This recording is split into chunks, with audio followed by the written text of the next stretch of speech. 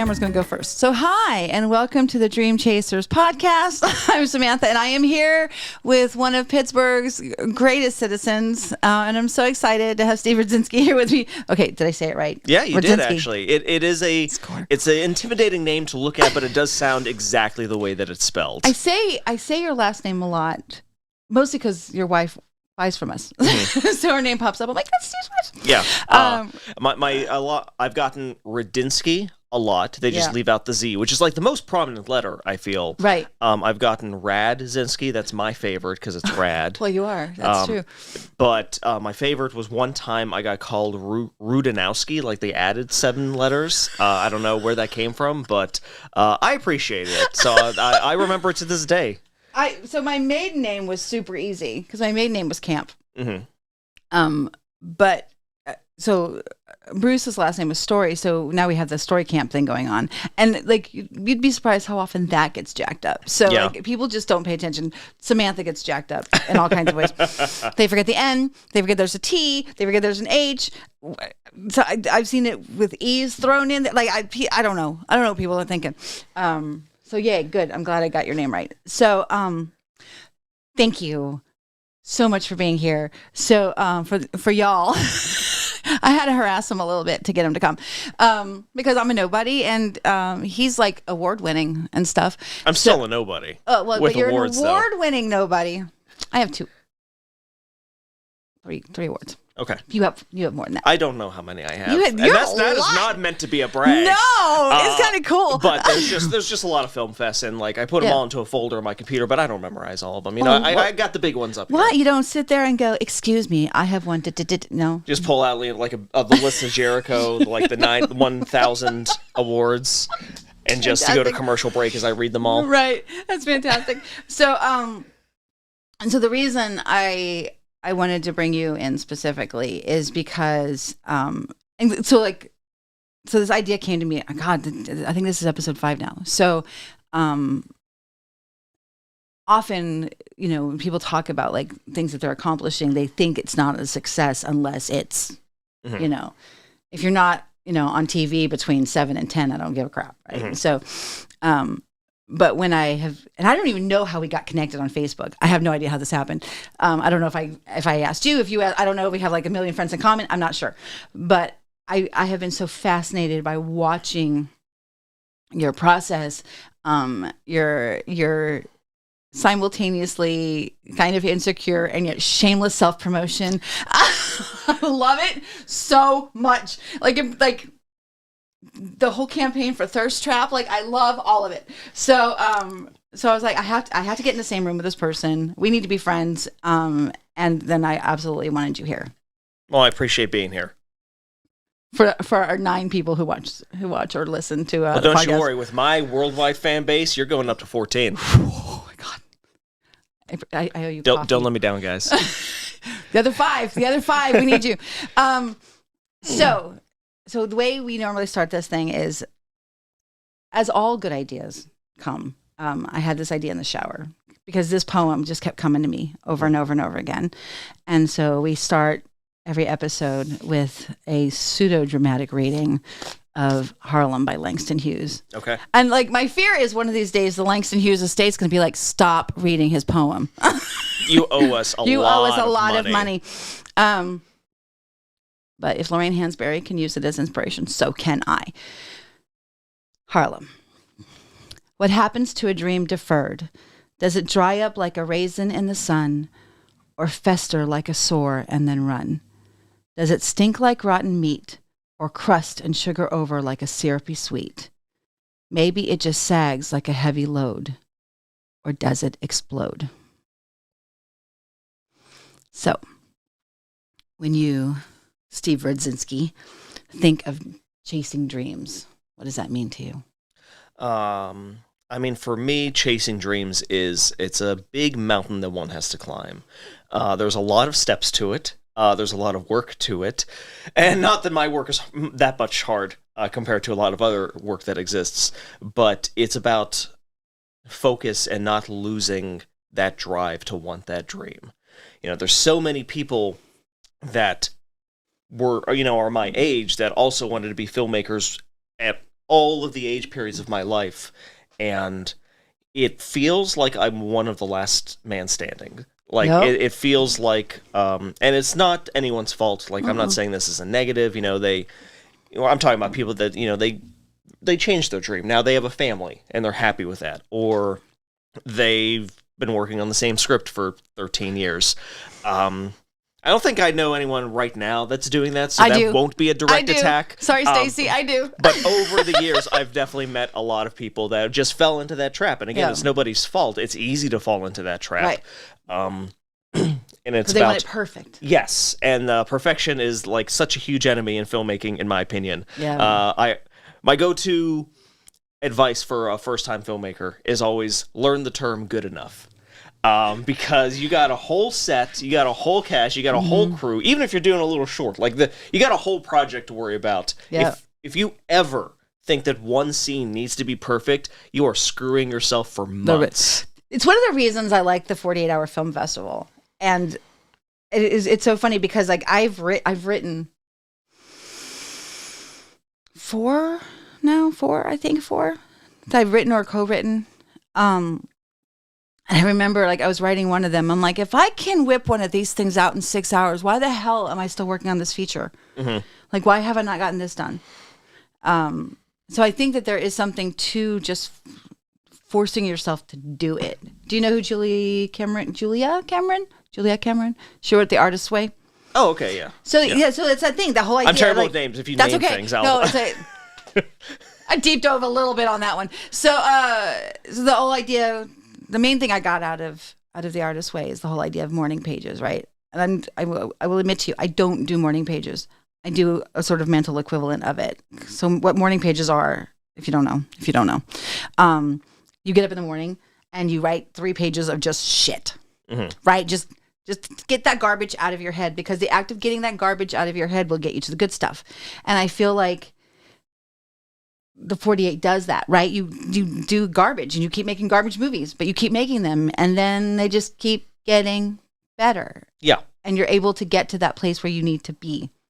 My early career is just trash. Like it got slightly less stinky trash, and I kept going, and that's a lot of what it is. Yeah. A lot of guys and gals and NBs will make their first film and might get hit with a lot of negativity, and that could shut down the creative process, and that's a bummer.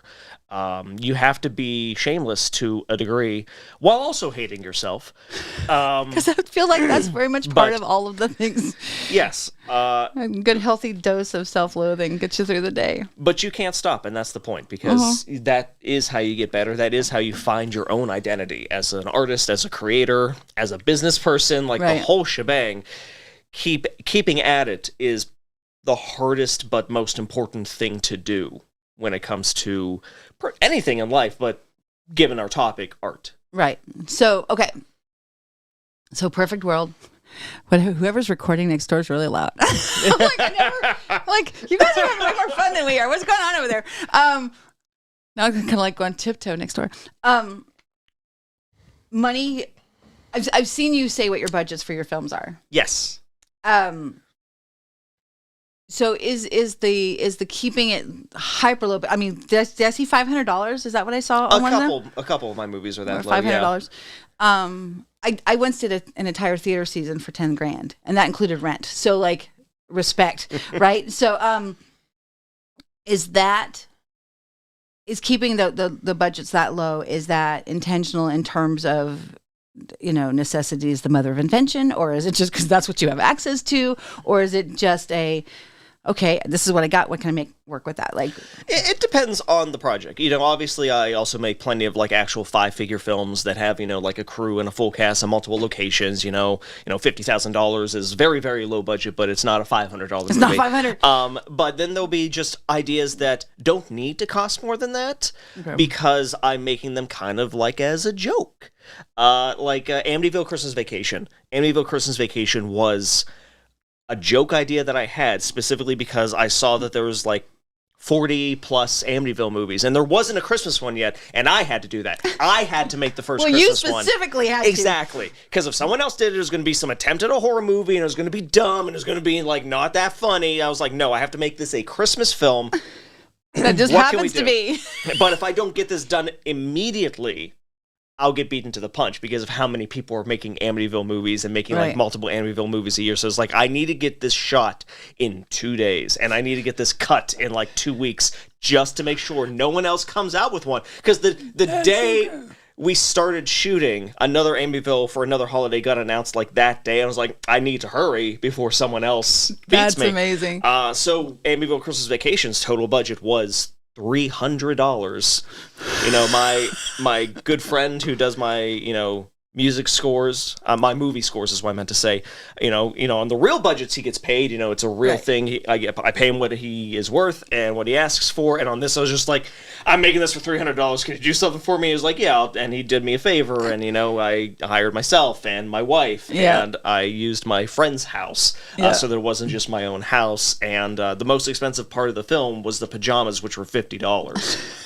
But I needed the dinosaur pajamas from National Lampoon's Christmas Vacation, and I wasn't making it explicitly to be some sort of like hit. I knew what it was. I wasn't trying to be more than that. Don't get me wrong. I knew that because of the budget being low, we would probably do well financially on streaming because streaming pays nothing.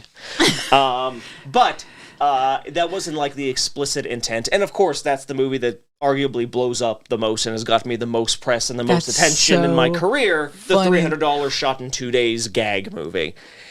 Right, because you won, what was Fangoria? Is that what it was? The Fangoria Chainsaw Award, which as a horror filmmaker, that's always been like the top awards for someone in horror to win, in my opinion. Like, that is our Academy Awards, that is our Oscars, and I never thought I would get one, and if I got one, I thought it would be for something like actually important, or big, or like some like genre-pushing feature, and it's for Amityville Christmas Vacation. But I love that, because I am the first time ever winner of that award, which means I'm in the history books. I am forever on Wikipedia.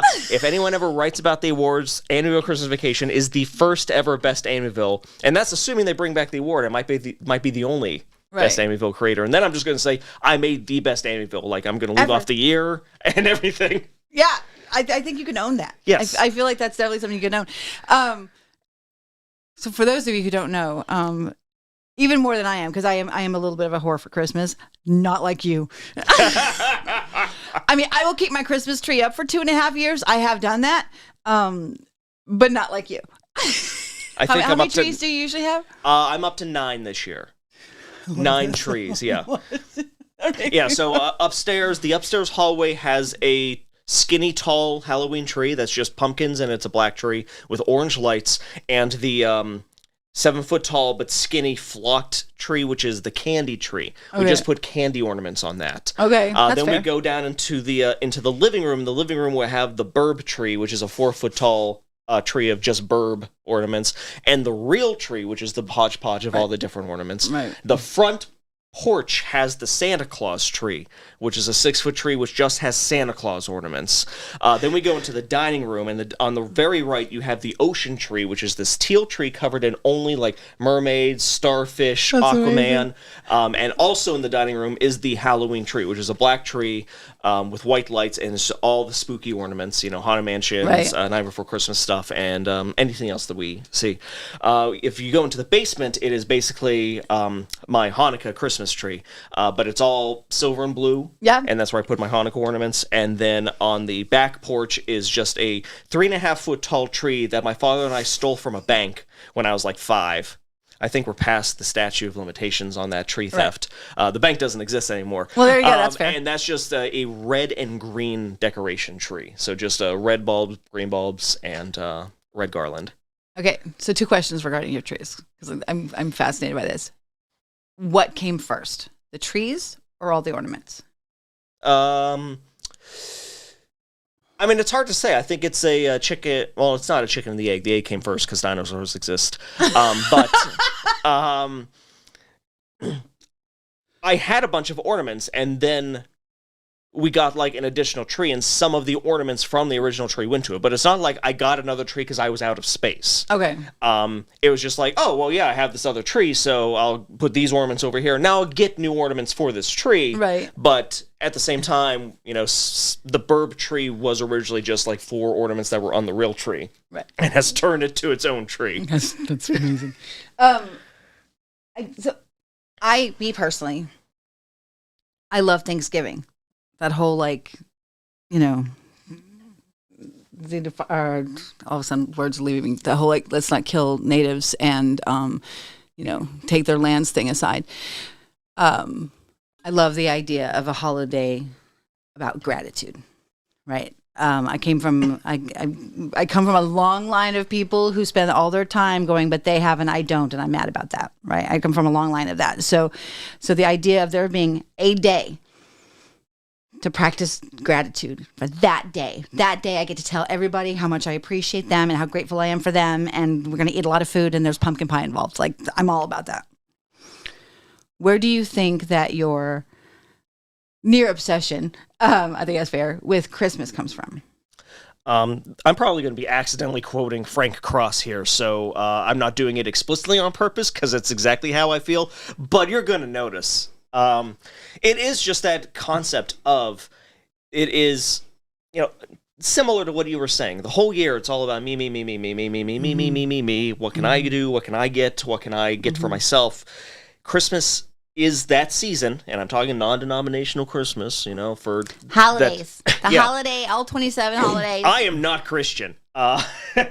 Which still leaves me with 97% of Christmas. Right. But Christmas season is the one time of year where we do think about other people. That is the point of the season. It is to help someone else. It is to give, and not just presents, but also to give love, to give empathy, to give care. For a few weeks out of the whole year, we are the people we have always hoped we would be. You know, we smile a little easier, we laugh a little more, we cheer a little more, and it's this beautiful kind of real life miracle because it just happens every year. You know, I know a lot of people say like, oh, everyone's miserable at Christmas, but genuinely, in my experience, everyone is nicer at the Christmas season that I run into. Everyone's happier, everyone's smiling, and I do think part of that is you're going to get what you're giving to a degree. Yeah. Not to blame everyone. You're going to run into jerks no matter what. Right. I don't want to victim blame, you know, retail workers dealing with jerks. The rest of the year, it's just there's fewer of them at once. Yes. And there's just a lot of joy.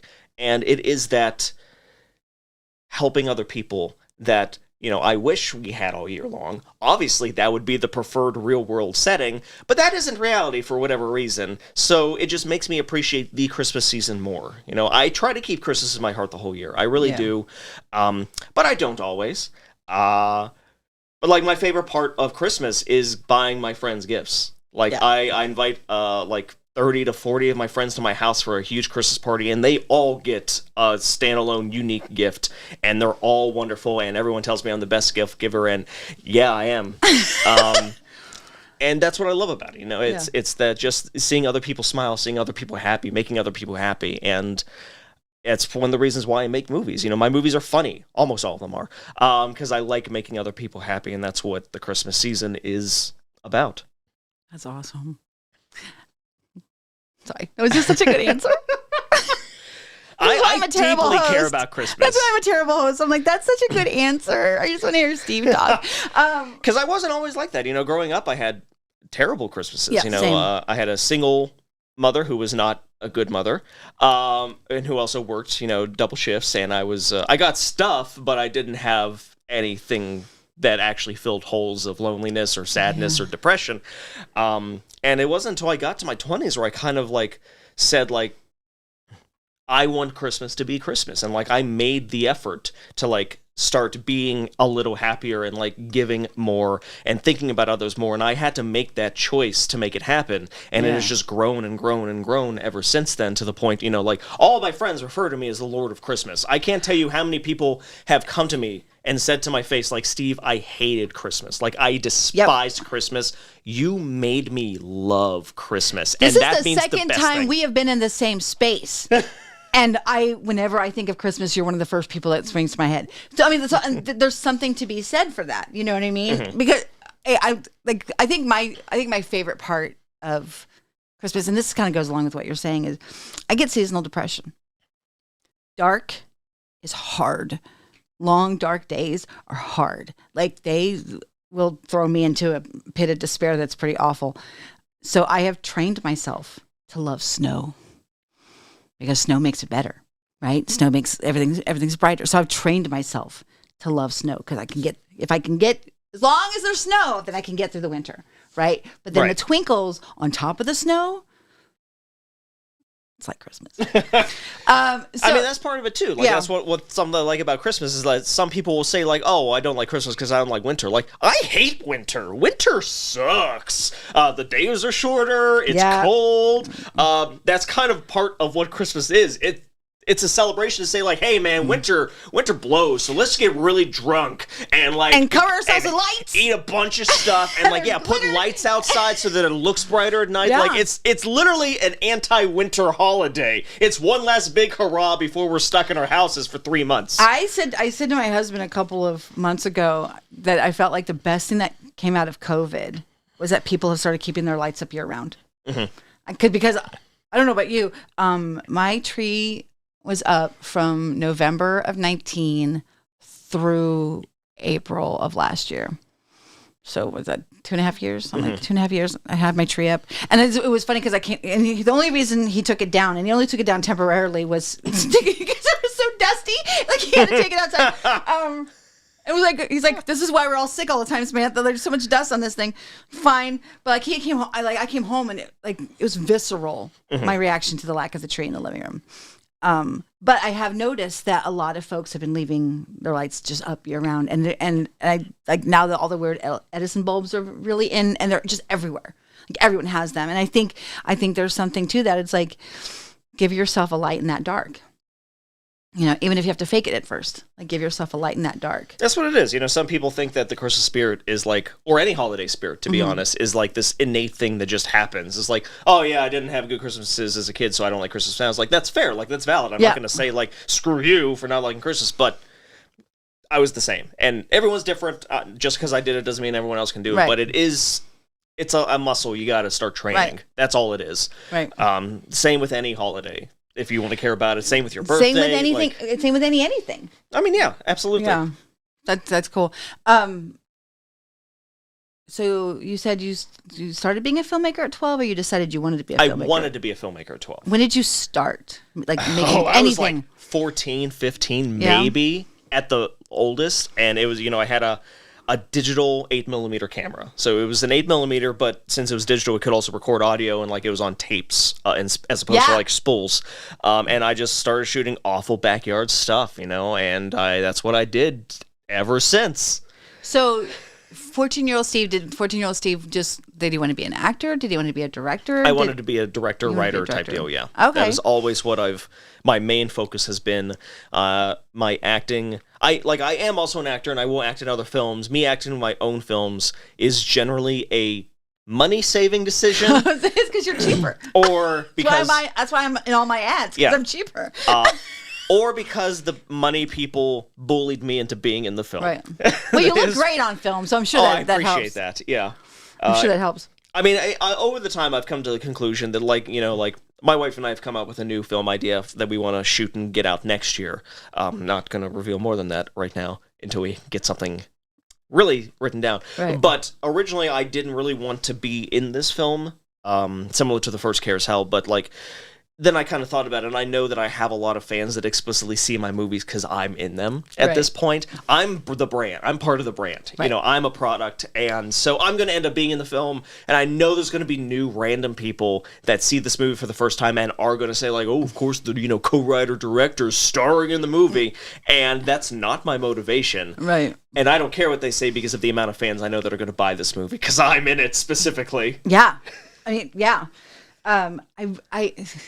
So I started this podcast never having actually ever listened to another podcast. Mm-hmm. And so I was like, oh, I should probably listen to one so I know how these are supposed to go. And so I started listening to Smartless. And Judd Apatow was on one of their episodes, and he was saying that he has never been offered a film. Like every single film he's ever directed, it was his. It was his baby. He wrote it or whatever. He produced it, created it, whatever, made that happen. So I think that's, and they always say, make your own work, make your own work, make your own work. Yeah. So I think you are the embodiment of what everyone says is what you have to do to make it happen. You know what I mean? That said, if, Sony Pictures or who are the big ones now? It's hard to say these days. Nowadays, it's hard to know. Yeah, everything's falling apart. If one of the AMPTP, who is not the enemy anymore, as of 2 days ago, they're not the enemy anymore. I mean, they will always be the enemy, but they're not officially the enemy. We're actively in war. We're not actively in battle. If one of them was to come to you tomorrow and say, "Give us a number. What do you want to make happen?" What would you do? Do you have like something in the back of your head? If this is, I feel like there's two different potential questions you're asking here. You're asking like, if I could make any dream movie I wanted to, sky's the limit, rights, money. That's one answer versus the more realistic, what if a studio approached me for an idea that they wanted to fund? Because if it's the second one, I'm going to come up with a good idea that I don't want to own anymore, because then it's going to be theirs forever. Right. Like, I would never make a CarousHEL with a Sony or Warner Brothers Discovery, especially not them right now. Just throw that in the damn trash. But not the enemy, but I would maybe like the idea that Aline and I are thinking about doing for next year, because it's an idea we love and we really like, but at the same time, our concept of it is a standalone one movie type deal. It's not meant to be like a new universe or a series that we want to keep on following up on. So we would come up with an idea like what we're doing now. Okay. If you're asking a dream movie, it is Dream Chasers. So it's a toss up between the more lesser known. It's an old anime called Ronin Warriors or Samurai Troopers in Japan, but it's like the only anime that I like. But it's a cool mix of like Super Sentai and Japanese culture and magic and great monster designs and great villain designs and great suit designs. That's just like, it's so Super Sentai, like it's so tokusatsu, even though they're wearing suits of armor instead of a spandex. Right. And I would love to turn that first story arc into one single standalone film, but that would be like a $200 million type film. Right. My real dream is I would love to make an Ernest P. Worrell legacy sequel movie about Ernie Jr. Ernest has a son, which he only mentioned in one single time ever. I forget offhand. I need to I have it on disc, but I forget if it was in like the Hayvern show or if it was one of the commercials. But there's one single time when Ernest says, "Here's my son, Ernie Jr., and I want to make a movie about Ernie Jr." I was so excited when you showed up at Wars with you. Oh my God. Okay. I feel like it says a lot about, who you are as a person. Like if you know in the back of your head what the dream is, right? Mm-hmm. Like even if you aren't like every single day acting towards that specific thing, I think it says a lot about you, like that you have one. Like one of the inciting conversations of this thing is one of my dearest friends, and I'm not calling her out, but like one of my dearest friends, I asked her that question. I'm like, in a perfect world, what would your life look like? And she didn't know. And I've never not known. Mm-hmm. And so it's kind of like some people say they have like a running monologue in their head when they're talking. I don't have that. Like I don't have a running monologue in my head. Apparently that's unusual. It is. There's a noir film happening in my brain all of the time. So maybe it's because I have a history in like journalism, but I will occasionally have, don't laugh, like newspaper headlines. Okay. Yeah. Like front pages of newspapers, like that'll sometimes pop up in my head. Yeah, I can see that. Yeah, that makes sense. But it's not like a running dialogue that's going on in my head at all times. Maybe it's because I talk all day. I just get it out of my body. But yeah, so to me, the idea of not knowing is foreign. Now, that said, the thing I'm currently chasing is not what my 12-year-old dream was. Mm-hmm. 12-year-old dreams stage all day, every day. Yeah. I'm just adapting which stage it is. Mm-hmm. I'm starting to pursue television. So funny. Well, there's reasons, but because I'm trying to decide what the universe is asking me to do. That's kind of what it sounds like. So, half the words that you said in your dream description, I have no idea what those are. Yep. But the fact that you saw them so clearly, mm-hmm. I was like, oh, and I felt like I got it. And that's all that matters. That's what well, not that, who cares what I think, but right. So I'm also a big believer in, you do 3 things every day towards whatever your goal is. No matter how big they are, even if it's just one thing. Like some people don't, but like, what are some things that you do that are part of your like ritual? Like every day I get up and I do this, or every week I make sure I do this or whatever towards the goals, other than just like throwing together movies in 3 days. I definitely don't have explicit rituals when it comes to that. I'm making a feature film almost every single year. Yeah. So when I'm making the feature film, there's a lot of time, even if it's the little $300 ones, when it comes to coming up with the idea, the outline, writing the script, shooting it, editing the movie, but then also post-release, actually like selling it on the store, doing podcast appearances, doing convention appearances, marketing it, making images in Photoshop to post on Instagram and Facebook and Twitter, and that sort of thing.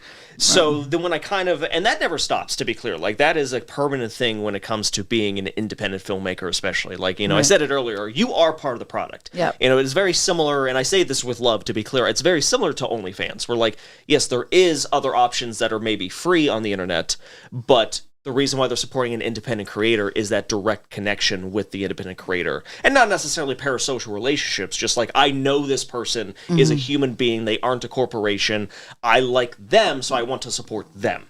We found the same thing with the soap. Yeah, exactly. Yeah.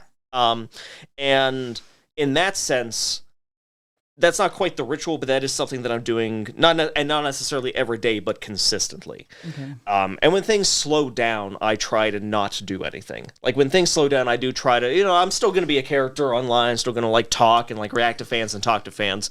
But it's nice to shut down, and I'm especially doing it during the season, just like watching Christmas movies, or if a new game comes out. I'm playing RoboCop right now, and I'm having a great time, and I don't game that often, but when I do get to, I just kind of try to focus on that and just consuming for a little while instead of always being in creating mode.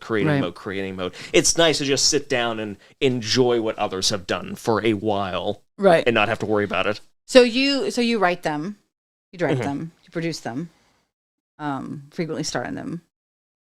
What's your favorite? Right now, my favorite is CarousHELL 3. It is so weird, and unlike most independent horror comedies that exist, I can't think of one that is done the way the CarousHELL 3 is in terms of how the story is told, but there's a million that exist, so I'm not going to say I'm the only one or anything like that, but it's the story that we wanted to tell from the beginning to a point, but also when we came to this, the end of this road after working on the CarousHELL series since 2016, 7 years later at this point, this is what felt the most right, and it made the most sense, and a lot of fans are signed on with it and love what I did with it, and of course there's going to be people that don't like it because it's not just a slasher movie anymore, but I'm a big fan of when sequels do things completely differently as opposed to just being the same movie again. That's the kind of movies I like, that's the kind of sequels I like, and I love the fact that if you watch CarousHELL 1, I 1,000% doubt that you'd be able to predict CarousHELL 3 and what we do with it. Okay. And that's what I enjoy. But it's such a personal story. It's such there's a lot of heart, there's a lot of sincerity, there's a lot of like genuine, heartwarming stuff in this killer unicorn, now killer carousel rabbit movie with an insane person that survived the first film basically being the Ben Affleck Batman. Right. Which I also expected fans to hate me for, because everyone kept saying, is Joe coming back? Is Joe coming back? Is Joe coming back? Is Joe coming back? Is Joe coming back? So I finally said, okay, Joe's coming back, but he's no longer the character you loved. Because why would he be after getting his eye carved out? He's very mad now. Well, yeah. He has things to make right. But yeah, CarousHELL 3 is my favorite movie right now. But, it can change, week to week, month to month. So if you ask me this question again in a year, maybe I wouldn't think that anymore. Right. Or maybe I still will. I don't know. So I will admit that the only, because I don't watch anything. Please don't take it personally. I don't watch anything, but I did watch. Is it Meowy Christmas? Yes, I did watch your Kitty Christmas. Thank you. Because I want to make sure. So I fully 100% admit horror is not my thing. Mm-hmm. So like, which is why I avoid those things. Even when I'm in them, I don't like to watch them. I don't watch most things I'm in. So like, don't be offended. So even within Meowy Christmas, Lloyd Kaufman always springs to mind when I think of you. Okay. And not because of the style of the movie, but because of the way in which you make these things happen. I got to meet him 1,000 years ago. When he was promoting Still My Movie, or Still This Movie. Oh God, Still This Book, I think it was called. Where he was talking about basically like guerrilla filmmaking, which I feel is 100% what you do. Mm-hmm. What gives you the idea to go, oh, I have this cat. I should make a movie. The Meowy movies exist because of spite. I'm going to say that. So my friend Bill Murphy and I had a podcast at the time. Okay. Movie Films with Bill and Steve. I think it may still be up somewhere on YouTube or somewhere. I don't know. Don't want to guarantee it, but we would review movies sometimes because he was a big movie fan and I made movies, and that was an interesting dynamic. CarousHELL got picked up by a distribution company who outright said, we won't be able to release this for a while because we have a backlog, but we really wanted this movie. I'm like, okay, yeah, fine. I can't really make another like actual 5-figure film when the other one can't even be really released and make a cent. So I was just kind of doing this podcast, not making anything, not being creative. And we still happened to watch multiple talking animal holiday films that kept making us very angry because they were so milquetoast and uninteresting and boring and just like Home Alone ripoffs, but not interesting or funny or doing anything different. And at the same time, these were all like, they were being produced by like ABC Family. So like, they have 6 figures because they're shooting in this mansion in California, and they have, Dean Cain in it, and it was The Dog Who Saved Christmas and The Dog Who Saved Halloween. That's what broke us. It was that one, too. The Three Doggeteers was great. The Three Doggeteers was hilarious because I knew it was what it wanted to be. That was like a shining star in this hell that we put ourselves into. But I got so mad that I literally, while on the podcast, said, screw it. I have a cat and $500. I'm going to make a Home Alone ripoff, except we're going to make it weird. And that's why Meowy Christmas is about a talking cat that watches Alex Jones videos all day because only a cat is dumb enough to believe him. Not even the rat believes him. Not even the rat. Just the cat. So that was like that was like one of the only movies I made just like as a product, like not explicit, like, oh, this is something I really want to do. I have this idea. It's like, no, I was like, all these garbage movies make money. I'm going to make some money off of this. And it did. Because you said it's one of your most successful. And then I made a Meowy Halloween, which is also one of my most successful films of my entire career because PG horror with cats seems to clean up very well on streaming and at horror conventions. That is my pro tip to anyone that wants to make money as a filmmaker. Make a talking cat. A PG horror for $300. And that one I did really want to do that because I've always loved PG horror. Like during, my career is horror. I grew up on horror. It's my favorite genre. During the Halloween season, I watched PG and G-rated horror for the 2 months because I have a soft spot for those. I like seeing what they do with it. What does that entail? What it's like Ernest Scared Stupid, Paranorman, like even Hocus Pocus, like movies that are like meant to be spooky and meant to have scares, but are also meant to be seen by kids as like the main focus. Okay. But that's also why, Meowy Halloween is made for kids, but I call it a family film, not a kid's film, because there's also 47 references to R-rated horror films throughout the whole thing, so the adults that watch the movie have a kick being like, wait, did this guy just... All the best family films have something for Mom and Dad. Did this guy just open a puzzle box and then we heard chains and then he disappeared for the rest of the movie? Is that character in hell in this children's movie? Yes, the answer is yes. That's so great. That's so great. And then I made 3 and 4 just to end the story because 1 and 2 were so successful that it would have been so easy for me to fall into the pit of just doing talking animal movies for the rest of my life. Well, you don't want to be a Saw franchise for kitties? I mean, I'm fine with that. But I kind of made my point with it. Okay. So since it had fans and the fans did want more, I was like, okay, let me do Meowy St. Patrick's Day, Meowy Christmas Vacation, which are combined into one film on Tubi, just a Meowy Christmas Vacation. I call that the Endgame cut. But I wanted to have this talking animal franchise that actually has an ending that like brings everything together, because no other talking animal franchise has that to my knowledge. I'm not well versed on talking animal franchises. I unfortunately am. But I and like 3 and 4 weren't as big of hits as 1 and 2. 1 and 2 still sell more and are watched more online, and that's fine. But like I gave the big fans like a conclusion. Which that's fair. Usually you don't get that in this sort of thing. And then I can pat my hands. And that's not to say that those characters are gone forever. Obviously, Wally Griswold from the Meowies is the star of Amityville Christmas Vacation. Okay. Because we've made Wally our Ernest P. Worrell. We can put Wally into any adventure and just plug him in, and we have this established character that I already know how to write and know how to play, and he can be doing anything. He'll be in another Christmas rom-com before I'm retired. At least one more, if not multiples. Oh my God, you're talking about retiring. So you do a lot of cons, and festivals and things. The idea of going to a con is like my personal circle of hell. So I don't do markets. I can't. Like I love people when I can control it. Right. So, how do you like those things? How have you found being face to face with fans that aren't necessarily people like how does that all go down for you?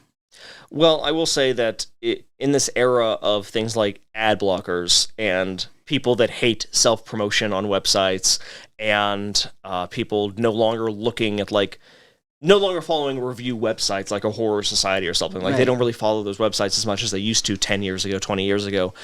It's very, very hard to find new people, new audience members because of these things. You'll be on streaming, but at the same time, a lot of people use streaming as very disposable content. That's what streaming has turned movies into. People that love CarousHELL 1 and will tweet about loving CarousHELL 1 will only do that, and they don't read the credits, they don't know who made it, they don't look up my other films. One of my a very, very big fan of mine a few years back that loves CarousHELL 1 and 2 at the time, and when I posted about the cat movie, they were just like, wait, you've made cat movies? And it's like, if you're how do you not know that? With how much I've talked about it, with how much I've posted about that. But that's the reality of these algorithms, of ad blockers, of all this stuff. Going to a convention where people make eye contact with you and have to hear you speak is it feels like the only way these days for an indie filmmaker to actually meet new people and make new fans. So it feels like such a vital aspect of this business, even if you just want to focus on making movies. Too bad, bucko. You better go get some vendor booths before you're known enough to be a guest, because this is the only way you're going to sell. And they're not cheap, those things. No, they can be very expensive. I've been doing it so long that at this point I'm invited as a guest to a lot of conventions, thankfully. But there's still, some cons I got to pay to get into. I ain't a big shot, and those fees can start going up. And I enjoy it for the most part. I mean, it's physically exhausting because you got to wake up pretty early, to get there that first day or, the day before. The Saturday is such a long day because it starts so early and then it goes into the night. And usually you got to mingle a bit after the show to, keep on good terms with your friends and fans. And then, Sunday is another long day and it's tiring. And I'm so happy to get home by the end of it. But at the same time, it's still a blast to be there, at times to have a line of people wanting to meet me or pick up my films, get to talk to someone who's brand new, who has no idea who I am. And then they buy several of my films. And then I see them tweet or post on Facebook or on Letterboxd about how they actually liked it. They rolled the dice on my movies and they enjoyed it. So it's a cool experience. I like doing it. I also like getting home and taking off my shoes and petting my cat. Yes. So do you just do Pittsburgh area ones, or how far afield will you go? I've done, Nashville, North Carolina, Cincinnati. I did one in California a while back. I did one in Washington a long while back, or Oregon. One of those two states up in the top left. Washington, Oregon. There's one of those two. Idaho. I used to live over there. That's the only reason I know. I'm not that good at geography. I just used to live over there. I want to try to get into more cons further into the country to, again, try to meet new fans, feeling like it kind of plateaued in this area, and it's hard to reach the new people, as I've discussed. But it's hard to figure out which cons are worth the travel to. And then the ones that I know for a fact are worth the travel to are so hard to get into, either as a guest or even just as a paying vendor, because they have such a waiting list. Right. So I want to try to expand, but at the same time, I keep on being so busy making movies. Right. That it's hard to kind of like sit down and like, okay, this money that I would have put into making a film and selling it and advertising it, I can put into flying to 2 conventions this year. But I need to stop making movies. Right. Because that's the hazard of it being you, is that you can't be in 7 places at once. Yeah. That's the hazard.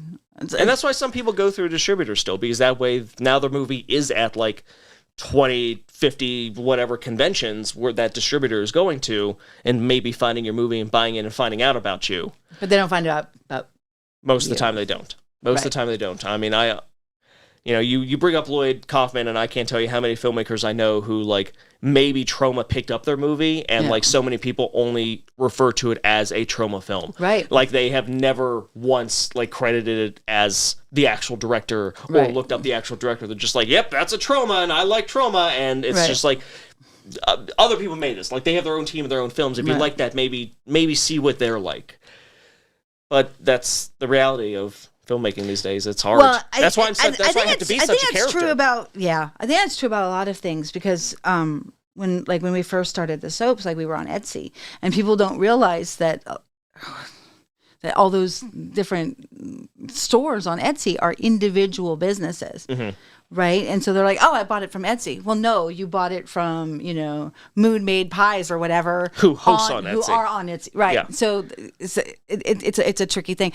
Same happens with Amazon. Because, like, Amazon as a company is one thing, but there are thousands and thousands and thousands of small businesses on that platform that, that use, but people don't think of it that way. They're like, oh, I bought it from Amazon. Not that I bought it from this guy in Kentucky, you know. I think that's pretty standard. I have noticed that a lot, like, I'm finding or refinding things, but I have been finding things that have interested me because they've been doing this thing on TikTok where they'll, like, post, like, a little 90-second scene from a TV show or from a film. I'm like, oh shit, what's that? Is that something that you do, or have you thought about doing that? I've tried doing that, but TikTok is finally that technology that's making me feel like an old man. Like, that's finally the tech. Like, I've been real good at keeping up with everything. TikTok is finally the one I do not understand. It annoys me. One of my clips went viral because someone froze the one singular frame where we replaced the lunchbox actor with a dummy, and it's very fake.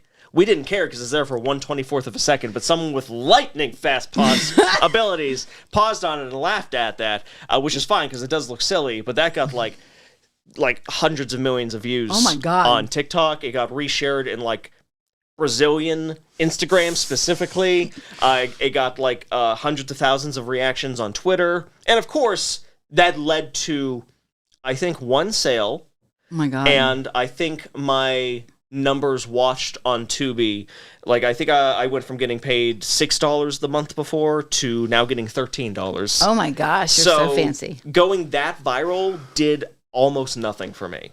Okay. So, like, I've tried uploading a few clips from the carousels to TikTok as is, like, just like a scene or like a kill or something. And, it gets like 1,000, 2,000 views, like 20 reactions. And I think it's just because that's not what TikTok is for. Right. But that sort of stuff doesn't seem to do anything for me. It's a different audience than my stuff that I'm making. Yeah. Especially with the younger crowd now not liking nudity at all or sexuality, and the carousels are definitely not good for people that don't like that. No. Well, everyone's got their thing. It's surreal, though. I will say it's surreal because, it's like I've seen that, like, discussion on all the social medias, just like the younger generations don't like sex scenes. They think sex scenes are pointless in art and films and shouldn't be there at all because porn exists. Never mind that that's completely different. But it was interesting seeing that. There'd be some overlap. Yeah. It was interesting seeing that discussion about what state the industry is and audiences are in. and now getting reviews from like 15-year-olds being like 1 star, 0 stars because that sex scene was gross. And that's it. Like, they just did the fact that there was a sex scene. And like, if you folks don't know my movies, my sex scenes are cartoons. Like, this is not exploitation. This is not anything like that. It's not that sexualized, honestly, even though it's about sex. It's like you lean into the ridiculous. It's meant to be silly and fun and funny. The most serious romance scene in any of my films is actually in CarousHELL 2, and that's between a man and the carousel unicorn, and it's meant to be a legitimately romantic love scene, and that still wasn't good enough for some of these people, so it's surreal. I'm just gonna say that. It makes me feel like a real filmmaker that I'm getting hate for it. That's what I was gonna say. Like, that's how you know that you made it, is when people are like, what the hell, who does he think he is? That's how you know that it's the thing. Okay, so let's perfect world for a second. Okay. Getting to make the movies that you want to make and not having them dictate, because we all know what happens once they get involved. Where would you like to see this little journey go? Other than just getting to pay your mortgage. Like, you know what I mean? I mean, that's a big thing. The thing with perfection is that it is unknowable, and yet it's always around us all of the time. Right. So when you say, the terms of like perfect world, perfect ending, perfect life, it's so hard for me to answer that because a lot of people would argue what I'm doing right now is already perfect. Obviously, I would like to make more money. Money's nice. I'd be happy with keeping my career at the same level right now, except getting to pay the mortgage way easier with it. Yeah. Making more than 30 a year, struggling really hard uphill would be swell.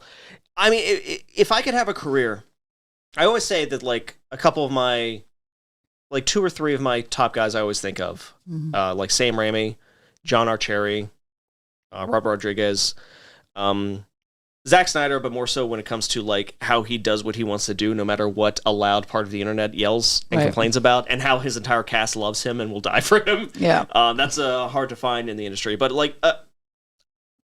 that sort of Sam Raimi path of like making his weird, wacky movies when he wants to, and maybe a couple of times filming something for a studio. I want to work for studios less than Sam does, personally speaking. Right. But he's still doing what he wants to do. Like, he still is producing Evil Dead stuff, but from the show to the new movie, like, he's still keeping that alive from when he was a 19-year-old kid making the first Evil Dead movie. He's still doing Evil Dead stuff, and that's awesome. I would love to do CarousHELL 10 in, 40 years from now.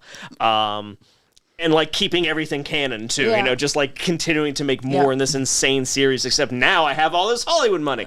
That would be really cool and fun, but at the same time, that's not necessarily like the goal. Like, it's not like I will feel I have failed if I don't get to direct for Sony or, Disney ones. I don't care explicitly about that. It's just more so if I can get to make that level of something, that would be really, really cool and fantastic. But that's not necessarily the goal. I don't know how to explain it better. This is different for everybody. Like, I always say, to me, there's no difference having your life's goal being, I want the perfect garden versus I want to win a Tony Award. You know what I mean? Like, to me, they're the same. It's just like, what are you doing towards that? You know what I mean? So like, you don't have to have some weird grandiose goal. Like, getting to keep doing the thing you're doing and make a living at it, that's amazing. That's the thing too. It's just like, it sounds dumb and silly and dumb. But I said it earlier, Amityville Christmas Vacation, gag movie, super small. I legitimately have made horror history with that film. Like, I legitimately did win the first ever Fangoria Chainsaw Award, a major award in the genre of filmmaking that I love so much. I was the first one to get that. There's nothing dumb about that. And that's huge. Like, that is huge, even though it's a gag movie, even though, it's not getting me these massive accolades. But, like, I've already accomplished so much, and I'm hopefully going to keep accomplishing things. So I don't know what that leads to. I don't know where it crashes, if that's what happens. But I had a goal of making a movie a year for 10 years straight, and I surpassed that goal. Now I'm just kind of riding the river. Yeah. But so okay, so here's one of the things that I love about you. And again, this is like the second time we've ever been in the same room. So many folks, I have personal friends, all they talk about is, but I want to. And you're like, but I'm going to. And that is huge. Mm-hmm. You know what I mean? So like whatever the end result is less important. It's the getting up and I'm going to do this thing and then actually, doing the thing. And then you get crazy ass awards for something you threw together in like no time with no money, but you're like, nope, I'm going to get it done. Oh no, I have a timeline. Got to get it done. Got to get it done. And I think so often because they expect shit from us, we stop ourselves and we judge ourselves and we say that our things are stupid, but they're not because you got up and you did the thing. Mm-hmm. And so I am personally immensely impressed with, and even though the thing you do is not my thing, it doesn't have to be my thing. I give a shit. I'm so incredibly proud of the fact that you're like, fuck it. This is my thing. I'm doing my thing. And there's not enough of that. Yeah. Like, I don't think I'm a great filmmaker. I don't think I'm better than other filmmakers or better than the people that want to be a filmmaker but haven't made anything yet. Mm-hmm. What I will say that I think my best feature is as a filmmaker is that I get it done. Right. And everyone that's like me shares that. Like, that's the difference. It is that I won't get you a movie. It's like, I need to get this done for whatever reason. Mm-hmm. And I've said that a lot over the years too. I've said that in some other interviews or discussions where it's just like, at the end of the day, you got to ask yourself, what's better, making a bad movie or making no movie? And in my opinion, making the bad movie is way better because you'll get better, you'll have something, you'll get feedback, and you'll have something to sell, even if it's bad. Right. Versus, because some people love that shit. Yeah, exactly. Like, it may not success for the reasons you want it to, but it may still succeed, and it may not succeed, and that's okay too. You learned, and you can work with that, and maybe down the road that's part of your library now, and it might make you money 10 years from now. You don't know. I don't know for a fact, but I would bet any amount of money that my ex-husband probably has all your movies because he lives for those. Yeah. Like the kinds of movies that you make, my ex-husband had shelves of them. Mm-hmm. There was like nuns and Dracula and like all kinds of weird shit. Like he loved, like I would walk in, what the hell are you watching? But he loved those. And I think that in specificity, that's where you're going to find, your people, because like the more specific you are, actually the more general you are. So the more specific you are in your little version of your little weird with your little carousel horses going around doing awful things,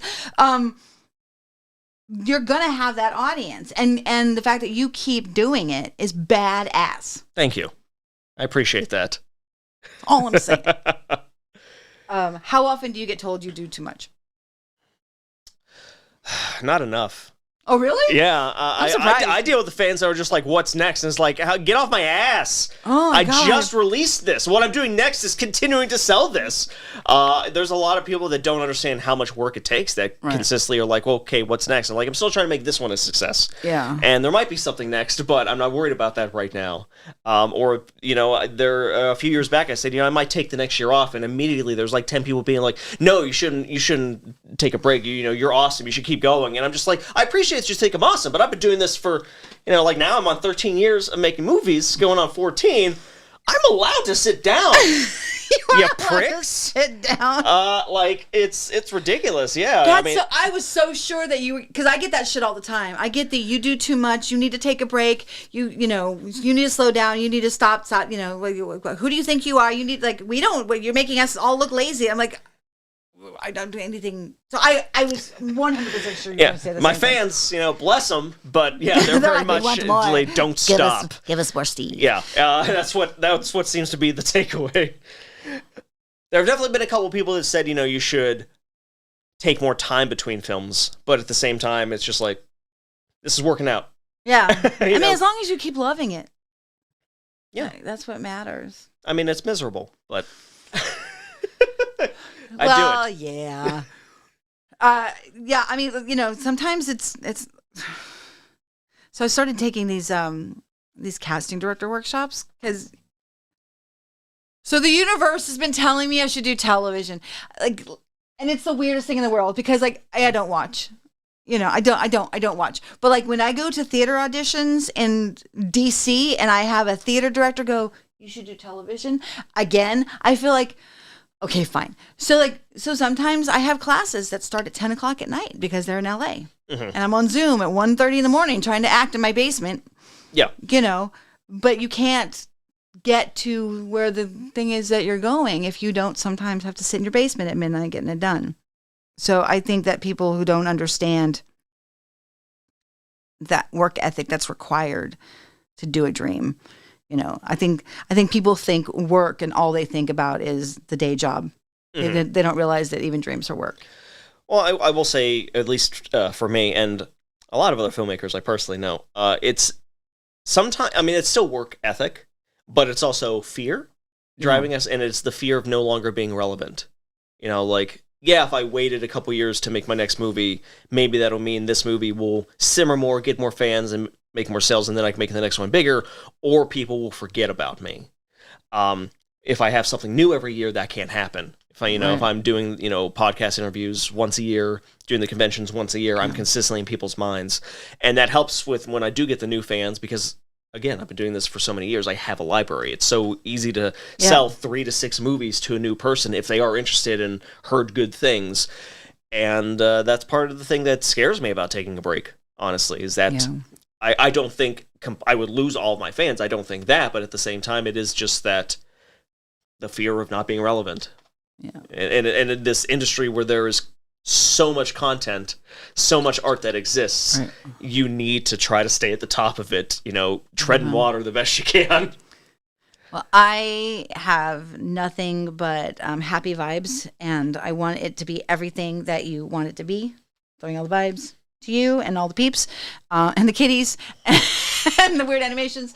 And I appreciate you coming so much. I know that you have a really busy weekend, and so to come and spend time talking about this stuff with me, it means a lot. So I appreciate being here. Basically, I'll be going straight home and going back to working on the new screenplay. There you go. But this was a pleasure.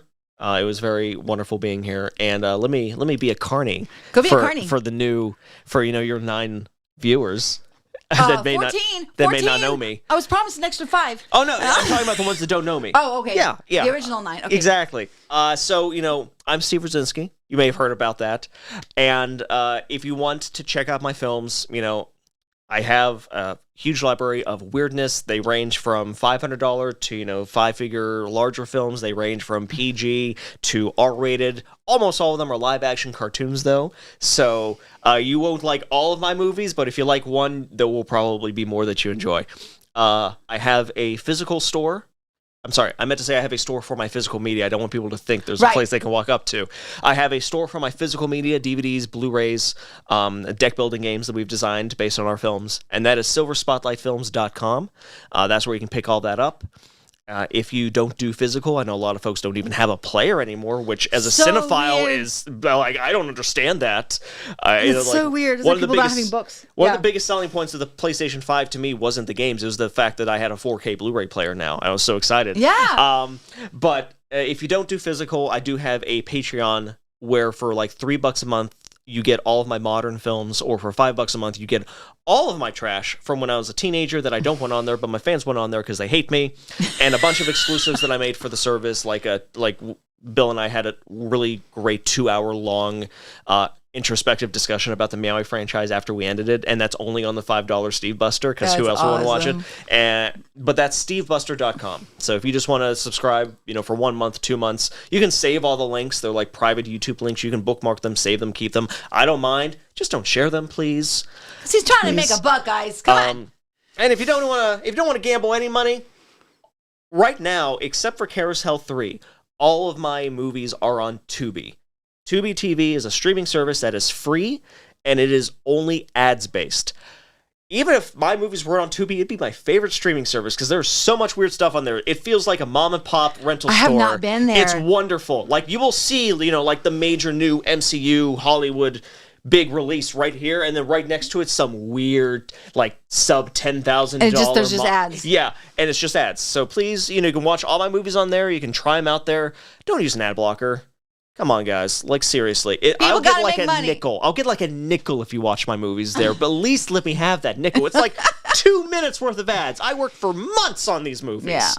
You deserve to have your nickel. But those are the 3 places to find my stuff. So if you want to try me out, Tubi, if you want to give me money, the Steve Buster, and if you want to actually physically own the stuff forever, silverspotlightfilms.com, baby. That's fantastic. Thank you so much for being here. And thank you guys for spending your time with us while we're doing this whole thing. And we will see you next time. Keep on dreaming.